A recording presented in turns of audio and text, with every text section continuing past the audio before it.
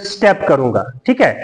तो यहां पे आप कंसिडर में आप क्वेश्चनिंग कर सकते हैं। क्या कर सकते हैं? Questioning. You have to start from a very simple question which is already known to the student. तब हम ये कहेंगे कि this is the previous knowledge. अगर मैं आपसे अभी एक सवाल पूछूंगा और आप सब इस सवाल का जवाब दे पाएंगे, इसका मतलब है this is your previous knowledge, you already know it, ठीक है ना। उसके बाद अच्छा, और कोई तरीका है मोटिवेशन करने का क्वेश्चनिंग के अलावा? क्वेश्चनिंग इस तरह हो, simple question, then raise the level of the question, then again raise the level of the question, and finally जो लास्ट पे आपका क्वेश्चन होगा, it should have been a sort of problematic question for the student, जहां से response नहीं आएगा। और जब रेस्पॉन्स नहीं आएगा, you have to start, you have to announce your topic there. यानी कि एक अपॉर्चुनिटी आपको ढूंढनी है कि कहां मेरे बच्चे खामोश हो जाएंगे क्लास में, तो you will open your topic there. और क्या तरीका है क्वेश्चनिंग के अलावा? हाँ, हम टीएलएम का इस्तेमाल कर सकते हैं। अगर मैं आपके सामने कोई टीएलएम रखूंगा, तो with the help of TLMs, with the help of short demonstrations, with the help of videos, I can also motivate my students for the present topic. ये हो गया कंसिडर। उसके बाद नेक्स्ट स्टेप क्या है? को कंस्ट्रक्ट। को कंस्ट्रक्ट में हम क्या करते हैं? We keep students in groups. Then अरे आपने पढ़ा, फजल सर ने पढ़ाया ना, Fazal sir is the creator of 4C। अगर आप फजल सर से नहीं समझेंगे तो मैं क्या कहूं फिर?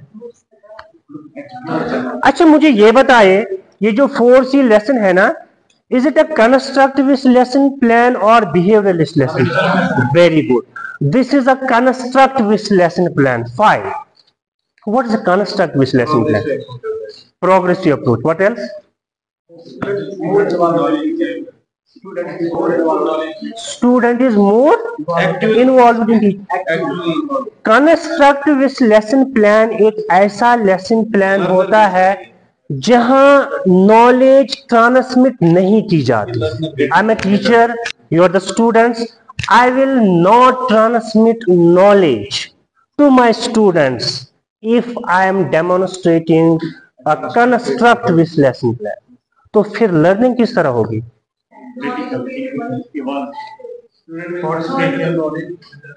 यानी कि students will create knowledge, students will construct knowledge by their own. That is the word constructivist. It is based on the philosophy of constructivism, which believes that learning occurs as students are actively involved in knowledge construction through mental process, through investigation, through imagination, through observation of phenomena, through observation of TLM। तो consolidate क्या है? Consolidate. आप हैरान हो रहे हैं कि मैं क्यों कंसोलिडेट बोल रहा हूं क्लेरिफाई से पहले। क्लेरिफाई की कोई पोजीशन ही नहीं है, क्लेरिफाई की कोई पोजीशन ही नहीं है। It has no fixed position in 4C। You can drop, you can put clarify at any position after consider. Consider के बाद आप कहीं पे भी क्लेरिफाई यूज कर सकते हैं। पहले आपको पता होना चाहिए ना कि क्लेरिफाई में करना क्या है, फिर आपको समझ आएगा कि ये क्लेरिफाई मुझे कहां पे चाहिए, ठीक है ना। तो को कंसिडर आपको क्लियर हो गया। अब क्या है? कंसोलिडेट। अब बच्चों ने ऑब्जर्वेशन की ना, बच्चों की ऑब्जर्वेशन को आप प्रेजेंट करना है। क्या करना है? यानी कि students will be given an opportunity to present their understanding, to present their exploration of TLM, to present their observation of phenomena in front of the whole class।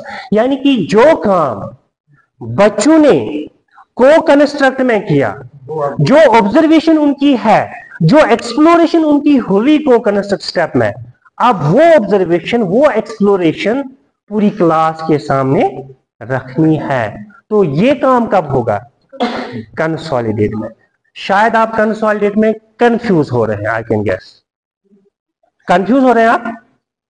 Confuse हो रहे हैं? देखिए कंसिडर मोटिवेशन के लिए है।